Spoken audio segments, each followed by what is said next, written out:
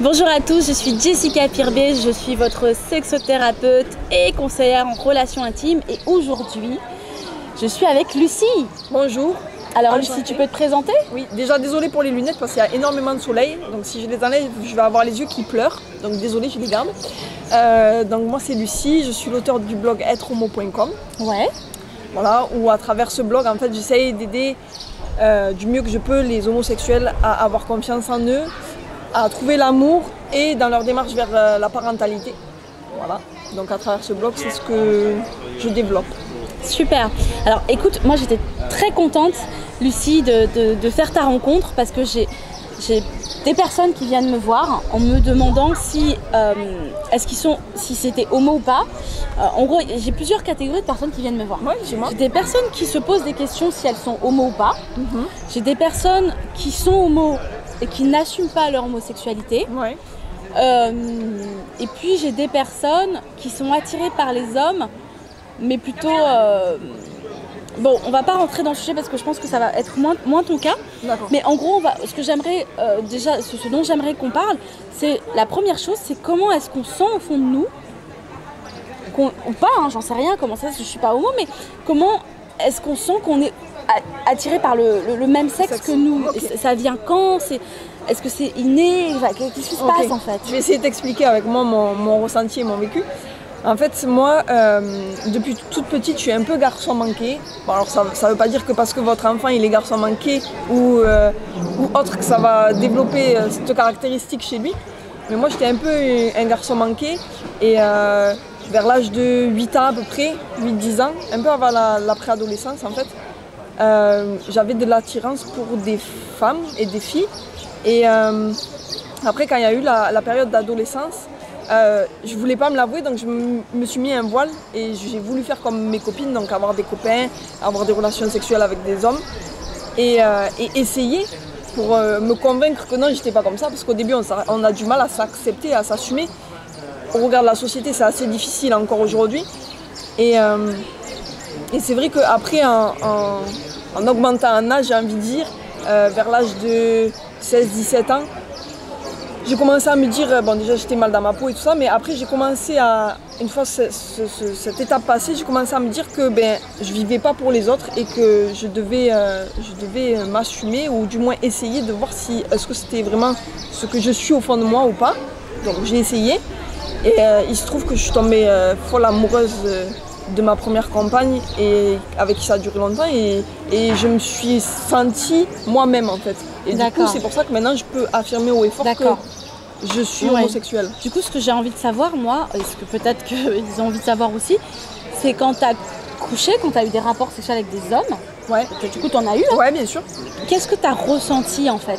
Alors déjà je peux affirmer quelque chose, c'est que j'ai absolument pas de désir pour un homme. D'accord. Donc t'en as jamais eu en fait? Non. Même quand tu couchais avec eux, c'était purement mécanique pour tester en fait, pour comprendre si tu étais homosexuel ou pas en fait. D'accord. Il n'y avait pas du tout de désir et c'était pas... C'était vraiment mécanique. Il y avait pas trop... C'est comme si je me forçais en fait.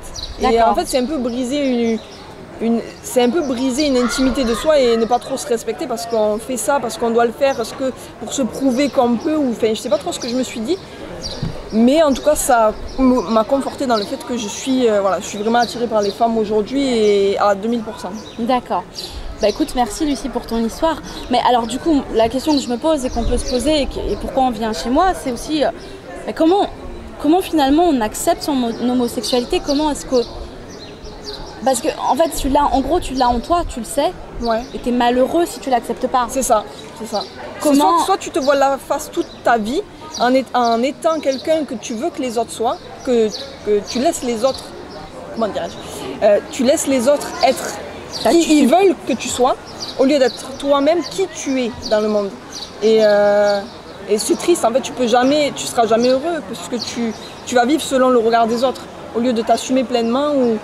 Après, tu peux vivre ça sans t'assumer, en te cachant, mais si tu es bien comme ça. Après, il y a aussi le problème, peut-être tu as eu le cas dans ton cabinet, des personnes bi. Oui, ils aiment les deux. Ouais. Mais là, je sais pas trop comment ça peut se matérialiser. Donc toi, tu n'es pas du tout bi, toi, tu es vraiment pur homo. Non, Je peux très bien flirter avec un homme, ça me dérangerait pas. Mais envisager plus, c'est pas possible. Pour moi là actuellement. Ouais, donc on le ressent vraiment, c'est genre niette quoi. Ouais, non. T'as ce rejet là en fait. Je peux pas. D'accord, ok, ça marche. C'est comme si on disait à un mec hétéro couche avec un homme. Il peut pas, ça le dégoûte. Ouais. Moi c'est un peu ce ressenti que j'ai quoi. Et comment on réagit les personnes autour de toi, tes parents est-ce qu'ils savaient ça, qu'ils se sentaient que tu étais homo? C'est compliqué surtout quand tu as présenté des hommes à ta mère ou à ton père et après que tu leur dis ben non je suis homo, donc ils peuvent se dire c'est une passade ou elle veut tester un nouveau truc, mais je lui ai dit simplement en fait je me suis d'abord acceptée moi-même et être sûre de ce que je suis et qui je suis, de ma sexualité. Et après je l'ai dit à ma mère, pas en face parce que j'avais un peu peur. Et je l'ai dit par téléphone et comme ma mère elle est très ouverte, elle a été un peu surprise mais elle a relativement bien accepté. Ouais. D'accord, super. Et écoute, merci. Avec plaisir. Alors il y a quelque chose qui est extraordinaire et d'ailleurs je l'ai vu, ton petit bout de chou. Oui. Ton petit bout de chou, tu as un petit garçon de 4 ans. 4 ans bientôt, ouais. Voilà, de 4 ans et justement moi je trouvais ça chouette en fait que tu construises aussi ta vie de famille. Voilà, j'ai pas un avis sur si j'ai un avis mais je me demande comment est-ce que tu as eu la démarche de dire ok je vais construire une famille parce que c'est aussi ta spécificité finalement. Ouais. Tu accompagnes en fait toi les homosexualités à vivre déjà à s'accepter, à s'accepter et à créer leur vie aussi et peut-être leur vie de famille. C'est ça, si j'ai bien compris. Tout à fait dans les démarches, etc. Ouais. Parce qu'il faut savoir que c'est assez tabou en France. Déjà en France c'est illégal. C'est illégal tout ce qui est insémination artisanale, c'est-à-dire tu demandes à un mec en fait de faire dans une seringue et tu l'injectes. C'est artificiel. C'est illégal en France et la PMA n'est pas autorisée pour les couples homosexuels à l'heure où je vous parle aujourd'hui en 2018, en juin. Comment ça m'est venu en fait naturellement parce que c'est dans le prolongement d'une relation stable que j'avais établie avec mon ex. Je ne pouvais pas ne pas être maman parce que c'était vraiment un désir profond et je me sentais prête. Après c'est clair, il faut savoir que le processus il est assez particulier, c'est pas naturel, c'est vrai, c'est assez un peu gênant, un peu intimidant, mais au final le résultat il est là, c'est que j'ai mon fils, il est magnifique. Et, il est beau, c'est vrai. Et voilà, il m'apporte tout le bonheur du monde. D'accord. Et donc, c'est pas forcément évident déjà d'accepter son homosexualité. Ça, c'est vrai. Ensuite, la deuxième chose, c'est de trouver l'amour. Trouver quelqu'un, ouais. De trouver quelqu'un. Quelqu'un de bien, qui a la même vision, avec qui on va construire quelque chose de solide. Ça, c'est vrai que c'est ensuite, de construire une famille. Ouais. Bref, et toi, justement, comment est-ce que tu accompagnerais des personnes qui sont donc homosexuelles à tout ça? Ouais, moi c'est plus dans parce que j'aime bien le contact physique, en live, par exemple là te parler, j'aime énormément ça. Du coup, ce serait plus en coaching, donc coaching avec moi, je vous coach sur la problématique que vous avez à l'instant T, que ce soit sur le fait de vous assumer, le fait de trouver l'amour ou votre démarche vers la parentalité. Et après, je propose aussi des petits programmes en ligne où en fait vous trouvez toutes les informations dont vous avez besoin justement pour, par exemple, le premier produit que je sors là, c'est sur la parentalité. Donc vous trouvez tous les éléments que vous avez besoin pour vous lancer dans ce projet et sans avoir à chercher pendant des heures. Moi, je suis passée par là, donc j'ai cherché pendant des heures sur des forums, à discuter avec telle et telle personne, ça prend énormément de temps. J'ai tout condensé dans un programme et pour vous faire gagner énormément de temps. D'accord. Donc voilà, c'est ce que je propose. Bon bah écoute, super Lucie.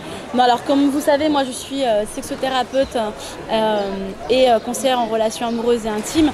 Donc n'hésitez pas à vous abonner à la chaîne YouTube pour me retrouver, pour retrouver aussi les personnes que j'interviewe.